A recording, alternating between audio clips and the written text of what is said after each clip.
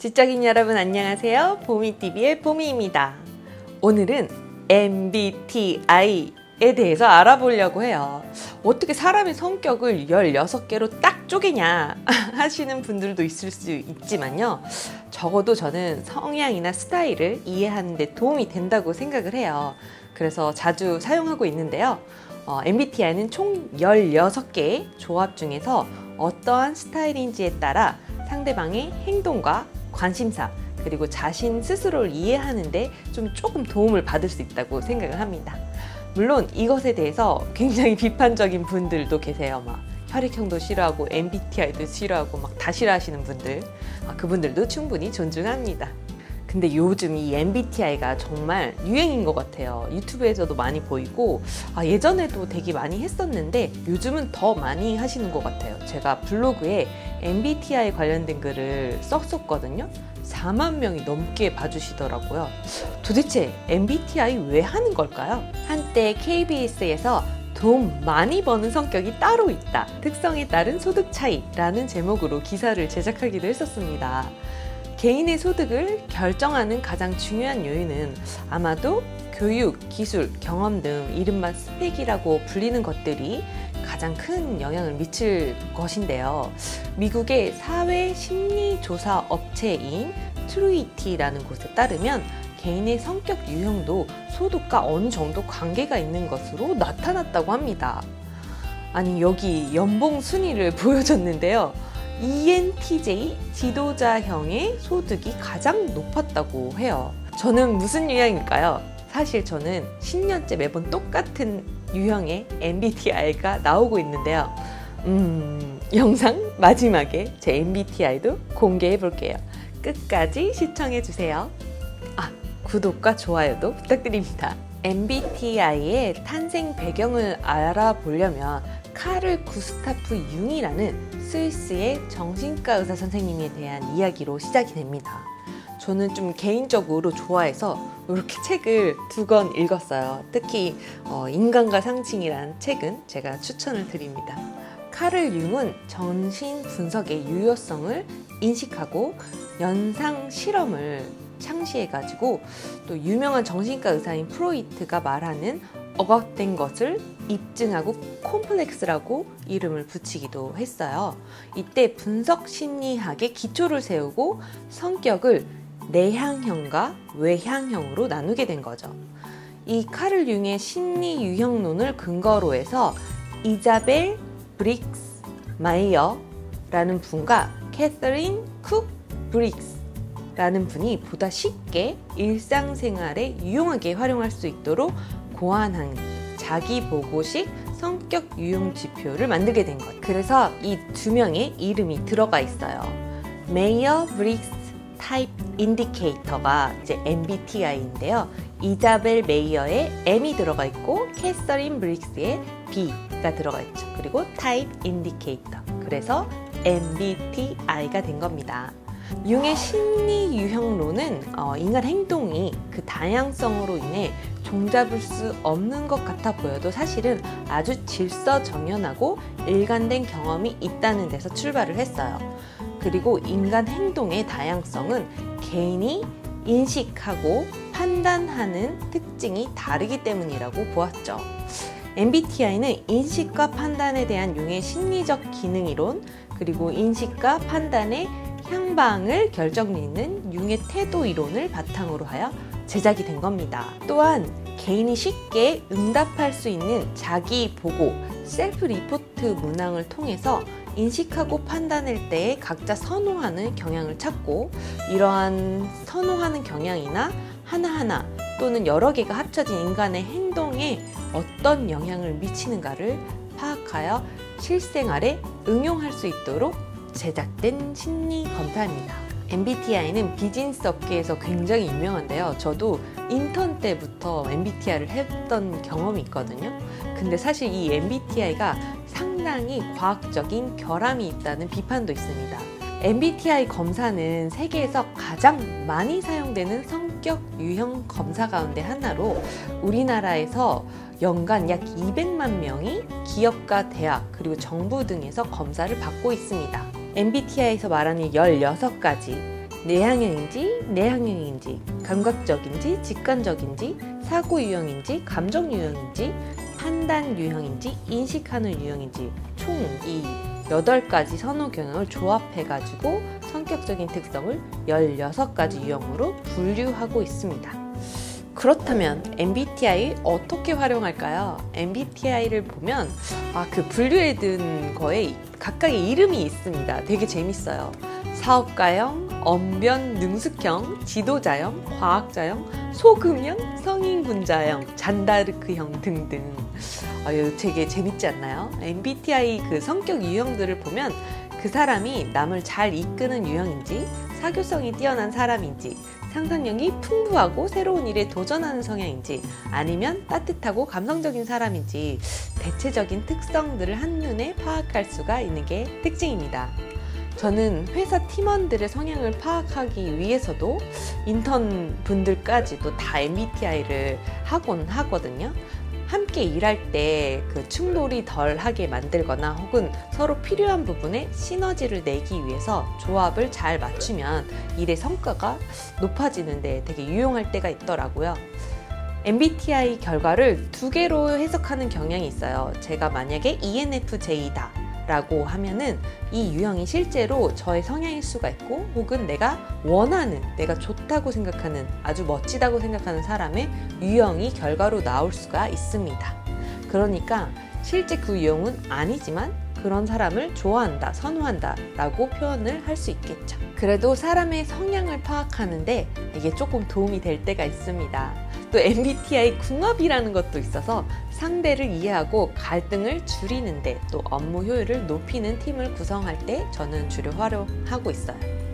실질적인 예를 들어보자면 제2유형의 사람들은 굉장히 계획적이고 올거나이즈 돼 있어서 정리정돈하는 것을 잘하거든요. 이런 분들은 산만하거나 계획이 없는 거 이런 거를 굉장히 불편하게 생각하고요. 약속 시간 늦는 것을 엄청 싫어해요. 그래서 저는 이런 분들께 특히 약속 시간을 잘 지키고 미리 계획한 것을 공유하는 편입니다. 또 S유형의 사람들은 현실적인 것을 무척 중요하게 생각하거든요. 그래서 미래 가치나 비전 이런 것들을 주로 얘기하기보다는 그게 조금 뭔가 뜬구름 잡는 이야기라고 생각하실 수도 있어서요. 실질적인 거, 돈, 연봉, 재테크, 다이어트, 당장 눈에 보이는 이득이나 가십거리 같은 것들을 주로 얘기합니다. 반면에 N유형들은 돈이 우선순위가 아닐 때가 있어서 주로 미래지향적인 이야기를 많이 하는데요. 그래서 철학적인 이야기, 인문학적인 이야기도 이런 분들과 이야기하면 좋아하시는 분들을 좀 많이 봤어요. 그리고 업무할 때 N과 S가 만나면 사실 좀 자주 싸우고 충돌이 있긴 하지만 이게 서로 시너지가 돼서 결과물이 좋을 때가 많습니다. N은 미래지향적이고 큰 그림과 전략을 좀 잘 짠다면 S가 현실적으로 실행 가능한 방법과 구체적인 것들을 그려주고 실행할 수 있게 해주거든요. 또 디테일에 강한 면이 있어가지고 함께 이렇게 일을 하면 결과물이 완성도가 높을 때가 있더라고요. 또 I 유형의 사람은 E 유형의 사람처럼 사람 많이 만나는 것을 사실 좋아하지가 않습니다. 그래서 혼자 사색하고 일기 쓰고 자기가 좋아하는 소수의 사람과 만나는 것을 선호하거든요. 그래서 이런 분들께는 무리하게 모임에 나오라고 막 강요하지는 않습니다. 또 F와 T도 중요한데요. F는 필링이어서 감정 유형의 사람이라서 기분이 나쁘거나 불쾌하면 사실 논리로 설득이 안 돼요. 안 먹히는 거죠. 이럴 때는 논리적으로 막 왈가불가 하기 전에 그 사람의 감정을 먼저 풀어줍니다. 그래, 네가 기분이 나빴구나. 그게 속상했겠다. 상처받진 않았었어? 내가 그런 말로 한 거는 아니야. 그런 의도는 아니었는데 미안하다. 이런 식으로 먼저 감정을 달래주면 그 다음에 논리적인 이야기가 또 가능해집니다. 또 T유형은 논리가 가장 중요하기 때문에 굳이 감정에 대한 이야기를 주로 하지는 않고 주로 이분들은 논리적인 얘기들을 활용을 하죠. 그래서 이렇게 인간관계에서도 MBTI를 좀 활용하는 편입니다. MBTI에 따라 연봉 차이가 나는 이유. 이런 MBTI 성격적 특성과 소득은 어떤 관련성이 있을까요? 관련성이 있다면 어떤 성격 유형이 돈을 더 많이 벌 가능성이 있는 걸까요? 하는 궁금증을 못 이긴 한 조사 업체에서 이걸 조사했다고 해요. 아까 말한 트루이티의 조사 결과를 보면요. 16가지 유형 가운데 연간 평균 소득이 가장 높은 집단은 지도자형 ENTJ로 나왔다고 합니다. 이 지도자형의 평균 소득은 약 6만 달러, 한 7천만 원 정도가 되었대요. 도대체 어떻게 조사를 한 걸까요? 트루이티는 2019년에 상반기에 미국의 성인 남녀 7만 2천여 명을 대상으로 세계적인 성격 유형 검사인 우리 MBTI를 활용해서 조사를 했다고 합니다. 외형적인 사람과 내향적인 사람들 사이 소득 격차가 굉장히 컸는데요. 외형적인 사람의 평균 소득은 1년에 5만 34달러인 반면에 내향적인 사람은 4만 687달러로 9,347달러, 약 1,050만 원의 소득 차이가 벌어지는 것으로 조사가 되었습니다.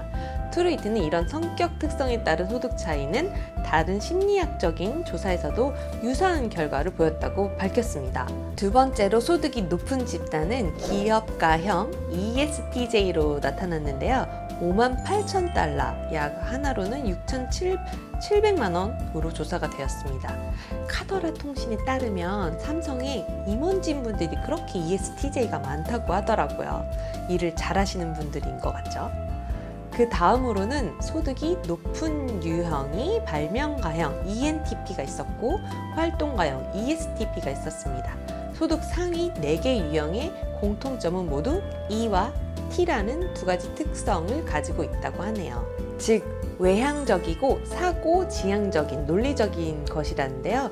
여기에 감각적 성향인 S, 직관적인지 N, 또는 판단하는지 J, 인식하는지 P에 따라서 약간의 격차가 발생했습니다. 반대로 가장 소득이 낮은 성격의 유형은 잔다르크형 INFP의 성격 소유자였는데요.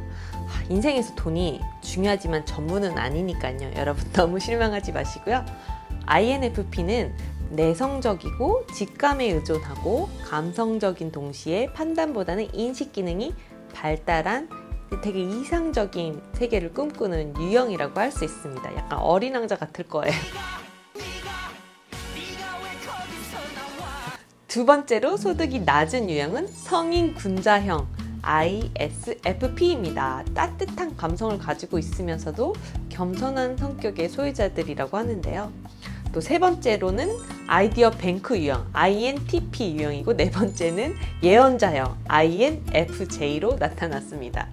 전체적으로 보면 외향과 직관, 외향과 감각적인 성향의 내향과 직관, 내향과 감각적인 성향의 사람들이 평균 소득보다는 높은 경향이 있는 것 같습니다. 아무래도 적극적이고 자신을 잘 표현하고 리더십 기질이 있는 사람들이 조직에서 대인관계가 조금 원활하고 기회를 만들어내고 하는 거겠죠. 그러니까 승진도 잘하고 뭐 이런 거 아닐까요? 트루이티는 16개 성격 유형에서 어떤 특성들이 이런 차이를 만들어냈는지도 분석을 했는데요. 즉 MBTI 8개 선호 경향 사이에서도 소득 격차가 발생하는 것으로 나타난 거죠. 선호 경향에 따른 소득을 살펴보면 외형과 내향의 경우 외향적인 사람들의 소득이 조금 더 높았고 감각과 직관 S와 N의 경우는 S가 N보다 소득이 조금 높았다고 하는데요. 차이가 크지는 않았습니다. 그러면 내향적인 사람은 어떻게 하나요? 하지만 그 내향적인 성향이 강한 사람이라도 이런 조사 결과에 실망할 필요는 없다고 합니다. 성격 특성에 따른 소득 격차는 통계적인 특성일 뿐 성격에 의해 모든 것이 결정되는 것은 아니기 때문이죠. 그래서 실제로 트루이티는 통계적으로 가장 소득이 적은 그 잔다르크 유형의 사람들 가운데서도 억대 연봉을 받는 사람들도 많았다고 합니다. 단지 통계를 위해 평균을 내다 보니 이런 오류에 빠질 수 있는 가능성도 있다는 것을 인정했습니다. 그리고 트루이티 조사는 성격 유형과 소득과의 관계를 살펴본 것이니까 그 사람의 직업, 가정, 친구, 사회생활 등 인생을 살아가는 데 필요한 다양한 요인과 이런 요소들의 분석이 빠져 있습니다. 그러니까 이것을 행복이나 삶의 질을 측정하는 척도로 받아들이는 오류를 범해서는 안 됩니다. 또 미국과 우리나라 그 조직이나 사회에서 개인에 대한 평가 기준이 다르고 소득을 결정하는 요인들도 차이가 있겠죠. 따라서 한 번 정도 알아보고 나에게 도움이 될 부분이 있다면 어떻게 참고할 수 있을지 생각하는 기회로 받아들이시는 것이 좋을 것 같습니다. 이 외에도 MBTI에 관련된 파생 정보들 중에서 재밌는 게 굉장히 많아요. 여러분 스타워즈 영화 기억나시나요? 거기 인물들을 MBTI에 빗대가지고 이렇게 표로 만들기도 했고요. 저는 아미달라 공주가 나왔어요. 더 기버라고 따뜻하고 공감을 잘하고 카리스마 있고 피플 스킬이 좋은 사람들에게 뭔가를 주는 사람이라고 합니다. 제 입으로 제가 이 얘기를 하려고 하니 참 쑥스럽네요. 근데 큰 그림 잘 그리고 미래지향적이고 현실 감각이나 좀 디테일이 조금 떨어지는 면이 있지만 장점은 강화하고 약점 보완하려고 노력하고 있어요. MBTI에 따른 추천 직업도 있는데요. 여러분은 어떤지 한번 살펴보세요. 제가 표로 보여드릴게요. 저는 제 유형에 잘 맞는 직업을 현재 가지고 있기는 한 것 같습니다. 또 무료로 간단하게 해볼 수 있는 링크, 제가 자주 사용하는 사이트인데요. 그것도 설명란에 달아두겠습니다. 제 구독자 분들은 주로 어떤 유형인지 굉장히 궁금한데요. 댓글 많이 남겨주세요. 오늘은 MBTI에 대한 역사, 유래, 활용법, 연봉 차이 등 다양하게 이야기를 해보았는데요. 도움이 되셨다면 구독과 좋아요, 알림 설정, 댓글 많이 부탁드리고요. 오늘도 긴 영상 봐주셔서 감사드립니다. 여러분 지적이고 행복한 하루 되세요. 안녕.